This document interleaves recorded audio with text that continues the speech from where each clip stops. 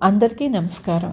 అమ్మ మాట అమ్మాయి బాట ఛానల్కి స్వాగతం. కథ చెప్పుకుందామా? 16 అణాల స్నేహం. అత్తవారింటికి కొత్తగా కాపరానికొచ్చిన అమల ఇల్లంతా ఒకసారి తిరిగి చూసి తన అదృష్టాన్ని తానే నమ్మలేకపోయింది. లంకంత ఇల్లు, ఇంటి నిండా నౌకర్లు. ఈ జరిగిందంతా ఆమెకు ఒక కలలా తోచింది. దాదాపు 3 నెలల క్రితం ఆమె ఒకనాటి సాయంత్రం ఏటి నుంచి నీటి బిందెతో ఇంటికి తిరిగి వస్తున్నది. దారిలో ఒక అందమైన యువకుడు ఎదురుపడి ఆమెకేసి 1-2 క్షణాలు పరీక్షగా చూసి, మరేం అనుకోకు, నా పేరు సుదర్శనం, నీ పేరేమిటి, ఇల్లెక్కడా అని అడిగాడు. అపరిచితుడు ఇలా పలకరించేసరికి అమల బెదిరిపోతూ అతడి ప్రశ్నలకు జవాబు చెప్పి గబగబా ఇంటికి వెళ్ళిపోయింది. ఆ తరువాత 10 రోజులకు సుదర్శనం తల్లిని వెంటబెట్టుకొని అమల వాళ్ళ ఇంటికి వచ్చాడు. అసలు విషయం ఆమెకు అప్పుడు తెలిసింది. లోగడ సుదర్శనం ఆమెను ఏటి దగ్గర పలకరించిన రోజున తల్లిదండ్రులతో కలిసి ఆ గ్రామంలో ఒక అమ్మాయిని చూడటానికి వచ్చాడు. ఆ అమ్మాయి తండ్రి సుదర్శనం తండ్రికి మంచి స్నేహితుడు. అతిగా అలంకరించుకొని దురుసుగా ఎబ్బెట్టుగా మాట్లాడిన ఆ అమ్మాయి సుదర్శనానికి నచ్చలేదు. తండ్రి కోపగించుకొని ముందుగా బయలుదేరి తమ ఊరు వెళ్ళిపోయాడు. కొంచెం వెనక్క ప్రయాణమైన సుదర్శనానికి ఏటి నుంచి నీరు తెస్తున్న అమల దారిలో తారసపడింది. అమల సవతి తల్లి అమల అదృష్టానికి చాలా బాధపడిపోయింది.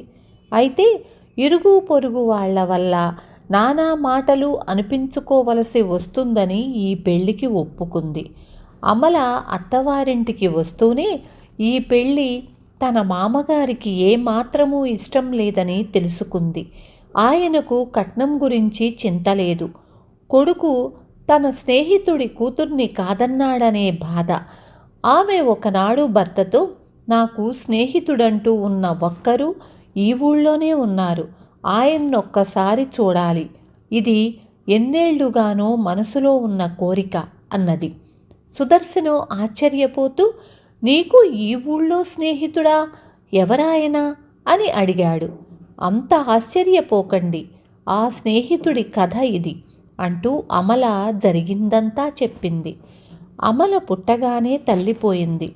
తండ్రి మరొక పెళ్లి చేసుకున్నాడు.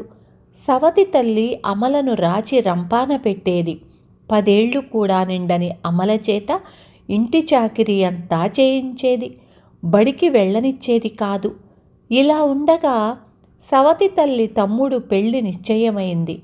ఆమె 10 రోజులు ముందుగానే పెళ్లికి ప్రయాణమైపోతూ ఇంటి గదులు అన్నీ తాళం పెట్టి ముందు గదిలో కుంపటి సంచిలో కొంత బియ్యం అమల కోసం ఉంచింది. నేను 10 రోజుల్లో తిరిగొస్తాను. నేనిచ్చే ఈ 20 అణాలతో మజ్జిగ ఆకుకూరలు కొనుక్కొని మహారాణిలా వండుకొని తిను అంటూ ఆమె అమల చేతిలో 20 అణాలు పెట్టి పిల్లలు భర్తతో వెళ్ళిపోయింది. అమల తండ్రి రెండో భార్య చేతిలో కీలుబొమ్మ. అమల 2 పూటలకు సరిపడా వంట చేసుకొని పగలు భోజనం కాగానే కిటికీ ముందు కూర్చొని వీధిలోకి చూస్తూ కాలం గడిపేది. ఇలా ఒంటరిగా ఉండటం ఆమెకు బెంగ పుట్టించేది. ఒకనాటి మధ్యాహ్నం వేళ ఒంటి మీద కట్టుపంచ మాత్రమే ఉన్న ఒక ఆయన వీధిలో నిలబడి దారిన పోయే వాళ్లకేసి చేతులు చాచి, గ్రహణం అని సముద్ర స్నానానికి వచ్చాను, బట్టలు ఒడ్డున పెట్టి స్నానం చేస్తూ ఉండగా వాటిని ఎవరో ఎత్తుకుపోయారు. మా ఊరు వెళ్లేందుకు బాడుగ బండిలో రేవు చేరి అక్కడ పడవ ఎక్కాలి. ఇందుకు మొత్తం 16 అణాలు అవసరం. సాయం చేస్తే ఆ డబ్బు మా నౌకరు చేత వెంటనే పంపుతాను అని దీనంగా అడగసాగాడు. కానీ ఎవ్వరూ అతడికి సాయం చెయ్యలేదు. తల ప్రక్కకు తిప్పుకొని వెళ్ళిపోసాగారు. ఇది చూసి అమలకు చాలా జాలి కలిగింది. ఆమె గుమ్మం దాకా వెళ్ళి అతన్ని కేకవేసి దగ్గరకు రాగానే 16 అణాల మాట సరే, భోజనం చేశావా అని అడిగింది. ముందు మా ఊరు వెళ్ళిపోవాలి పాప, నీ పేరేమిటి అని అడిగాడతను. అమల అని తన పేరు చెప్పి, నేను 16 అణాలు ఇస్తాను, ముందు భోజనం చెయ్యి అని రాత్రికని దాచిన అన్నంలో మజ్జిగ వేసి అతడికి పెట్టింది. అతను భోజనం చేసి రకరకాల కథలు కబుర్లు చెప్పి అమలను బాగా నవ్వించాడు. ఇంతకు మీ ఊరేదో చెప్పావు కాదు అన్నది అమల. నీ ఊరే అమలాపురం అంటూ నవ్వాడతను. అతను పైన కప్పుకోవడానికి తన తెల్ల పరికిణి ఇచ్చింది. అమల చిరుగులు కనపడకుండా ఆ పరికిణి కప్పుకొని, అతను ఇదే ఆదితో మా ఊరు నుంచి నీకు పట్టు పరికిణి కుట్టించి పంపుతాను అన్నాడు. అమల ఇచ్చిన 16 అణాలు పుచ్చుకున్నప్పుడు అతని చేతులు వణికాయి, కళ్ళల్లో నీళ్లు తిరిగాయి.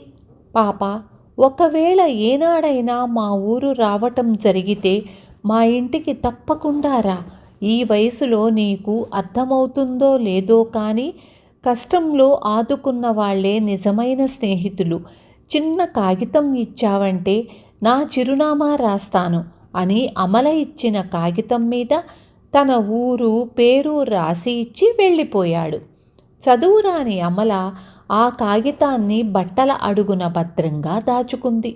2 రోజుల తరువాత ఒక మనిషి పట్టుపరికిణి 100 రూపాయలు తెచ్చి అమలకు ఇచ్చి, అమలాపురం వచ్చినప్పుడు తమ ఇంటికి తప్పకుండా రమ్మని బాబుగారు చెప్పమన్నారు అన్నాడు. ఆ 100 రూపాయల్లో 12 అణాలు ఖర్చయ్యేసరికి అమల సవతి తల్లి తిరిగి వచ్చేసింది. ఆమె సంగతి తెలుసుకొని అమల దగ్గర నుంచి మిగిలిన డబ్బు తీసుకుంది. ఇది జరిగిన 2 నెలలకు అమల తండ్రి హఠాత్తుగా జబ్బు చేసి చనిపోయాడు. సవతి తల్లి పుట్టిల్లు దూరంగా ఉన్న పల్లె గ్రామం. వేరే దిక్కులేని అమల సవతి తల్లి వెంట ఆ గ్రామం వెళ్ళిపోయింది. భర్తకు అమల ఇదంతా చెప్పి, పెళ్లి నిశ్చయానికి ముందు మీది అమలాపురం అని తెలిసి నాకు చాలా సంతోషం కలిగింది. తండ్రి ప్రేమ ఎలా ఉంటుందో ఆయన వల్ల తెలిసి వచ్చింది అన్నది.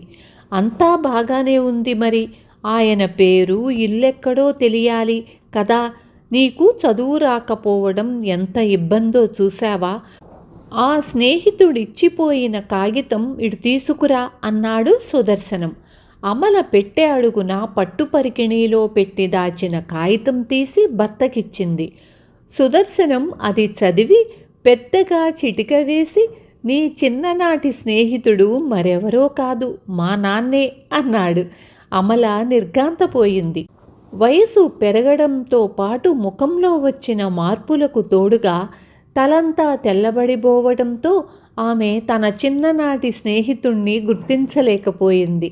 సుదర్శనం తండ్రిని పిలిచి కాగితం చూపించి, దీన్ని గుర్తుపట్టగలవా నాన్న అని అడిగాడు.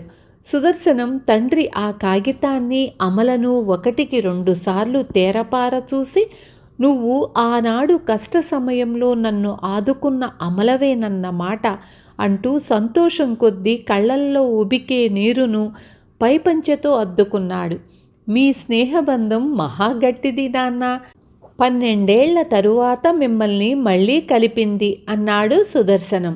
అవును మరి, మాది అసలైన 16 అణాల స్నేహం అన్నాడు సుదర్శనం తండ్రి నవ్వుతూ. విన్నారు కదా. రేపు మళ్ళీ ఇంకొక మంచి కథతో మీ ముందుకొస్తాను.